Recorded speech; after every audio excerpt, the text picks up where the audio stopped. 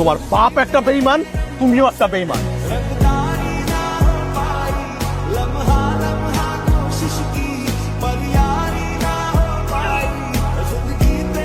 তুমি আবার এসেছো কেন? আপনি আপনার মেয়ের জন্য সবচাইতে ভালোটা চিন্তা করবেন, এটাই স্বাভাবিক। আপনার মেয়েও আপনাকে যথেষ্ট শ্রদ্ধা করে। আমার কাছে আমার স্কলারশিপটা স্বপ্নের মতো, সেটা আমি পেয়েছি। আজকে প্লেনে ওঠার আগ মুহূর্তে এমন মনে হয়েছে যে আমি আমার এই স্বপ্নটাকেও স্যাক্রিফাইস করতে পারবো যদি আফরিন আমার জীবনে থাকে। আরাফ একটা মিথ্যা কথা বলেছে, ওর কোনো পরিবার নাই। আরাফ আমার ভাই, আমার বাবা ওরও বাবা।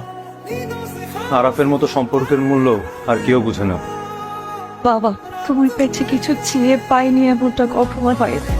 আজ আমি আমার সর্বস্ব দিয়ে আরামকে চাই, তুমি দেবে বাবা।